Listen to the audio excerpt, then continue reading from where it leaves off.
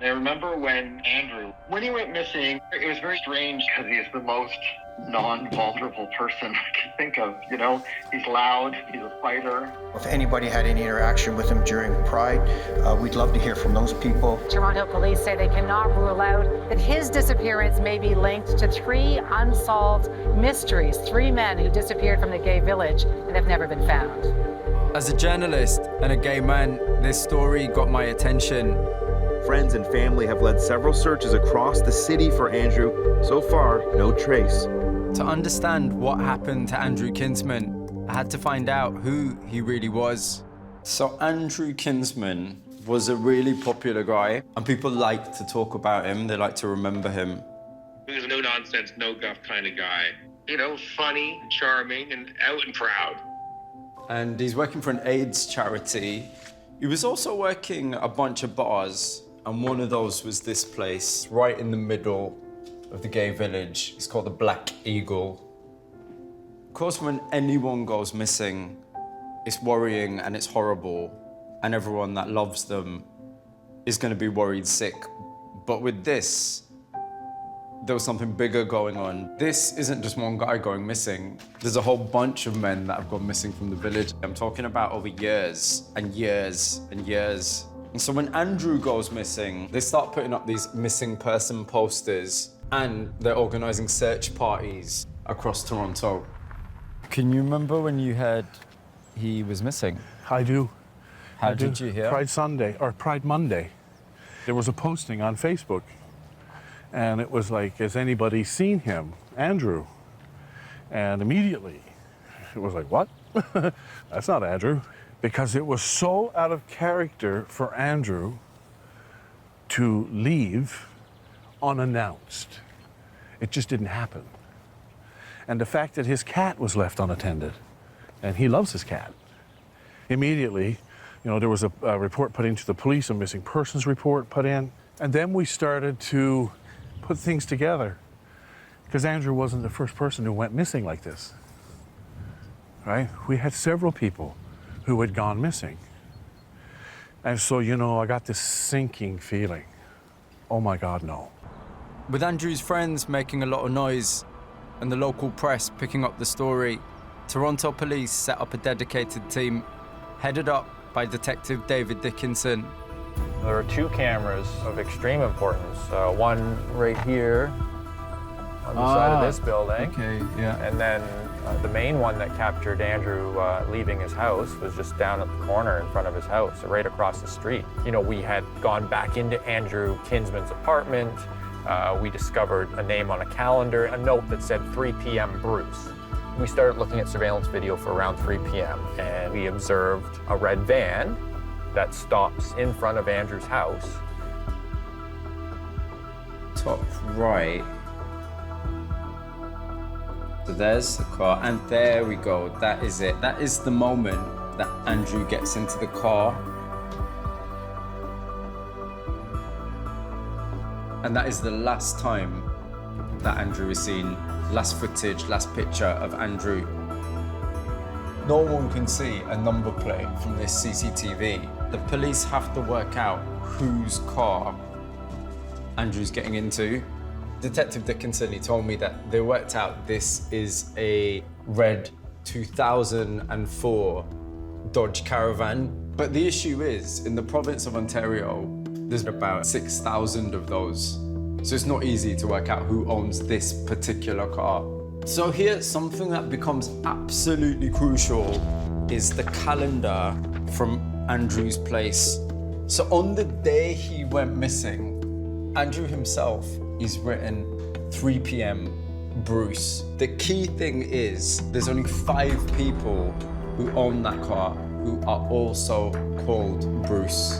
And eventually the police work out that one of these cars is owned by a guy called Bruce McArthur. This Bruce McArthur has taken his van from Toronto all the way east to a scrapyard outside of the city.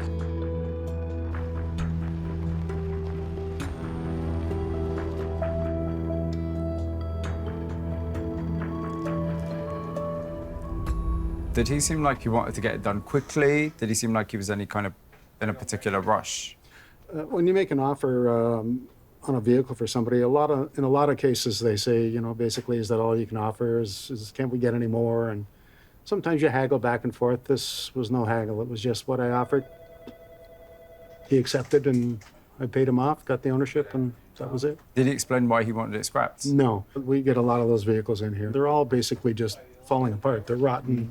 They're rusting out. So there was no need to, that's basically all it was. We're buying it for scrap, right? When people come in generally, is there an assumption that the car is going to get scrapped quickly? According to some of my salespeople, they've seen him here before. He was a customer here. He must have come in and bought parts in the past. So he should know that we don't scrap the cars immediately. Mm-hmm. So, maybe he wasn't thinking. I don't know. 3.5 months after Andrew goes missing, the police seize Bruce McArthur's 2004 Dodge Caravan.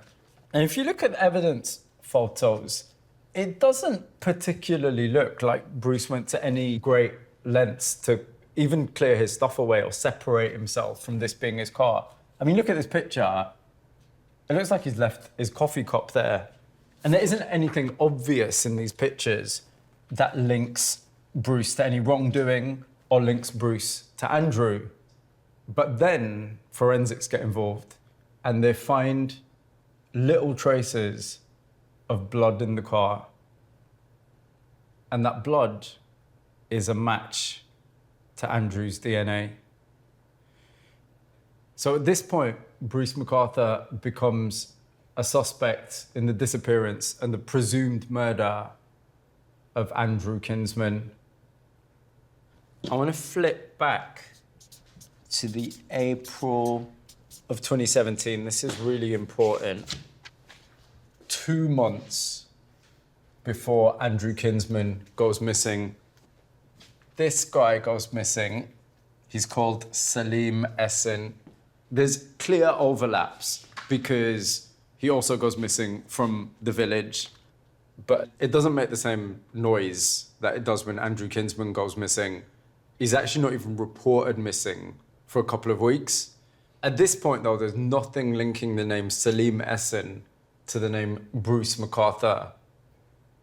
But Bruce McArthur is now under surveillance, and the police have a breakthrough. They're granted permission to go into McArthur's flat when he's not there. And when they do that, they find a piece of evidence that changes everything. We were able to get into his apartment when Bruce had gone out one day. What was found?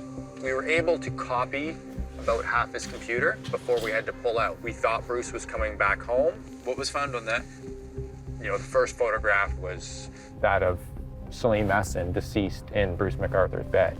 To the date, we had no evidence linking Salim Essen and Bruce McArthur. And now all of a sudden we go from no evidence to arrestable evidence. We now have photographic evidence of Andrew Kinsman, now deceased, in Bruce McArthur's van. And same thing, in the van? In the back of that 2004 Dodge Caravan. Just as the cops were working out when to arrest McArthur, surveillance spotted him picking up another man.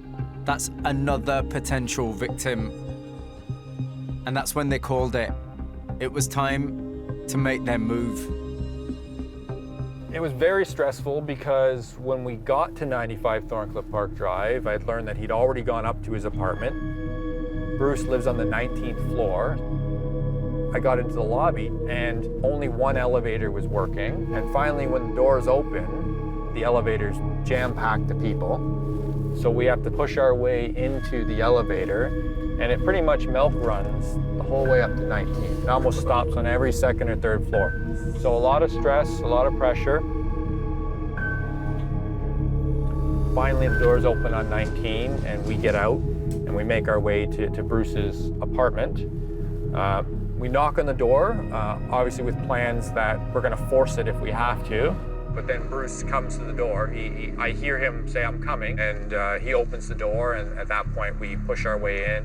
The person he was with was in the bedrooms in Bruce McArthur's bed. He had a blind on his face, and he was bound. And Bruce is arrested at that time for 2 counts of first-degree murder, that for the murder of Andrew Kinsman and Salim Essed. At that point, we hadn't uncovered any remains. We didn't know who else was involved. You know, by this time now, we're starting to uncover photographs of other men who we had no idea who they were. The police narrowed their investigation to the garden of a home in the middle of suburban Toronto, 3 miles away from the gay village. We spoke to residents who are shocked to see this much activity in a relatively quiet neighborhood, and they're only left but wondering, just what will police find here? Men in hazmat suits drag a plant from the yard.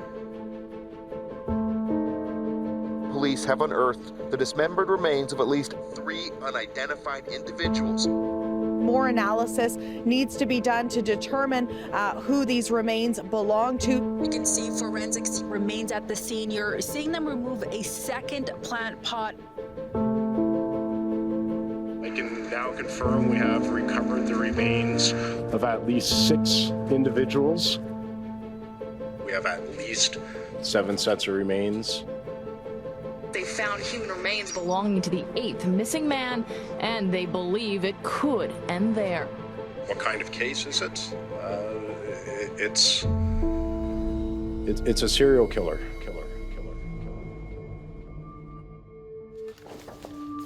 There is no way on earth that anyone could predict that the police were going to end up finding the bodies of 8 men in the back of someone's garden. Some of these guys, they hadn't even been reported missing. It ended up being the biggest serial killer case in the history of Toronto.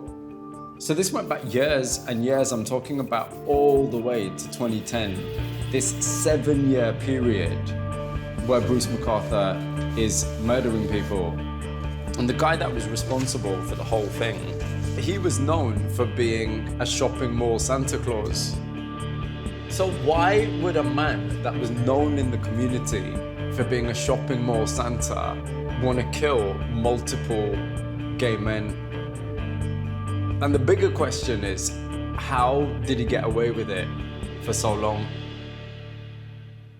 If you want to watch the full series of Santa Claus the Serial Killer, head to BBC iPlayer, and don't forget to subscribe to the BBC 3 YouTube page for more documentary content.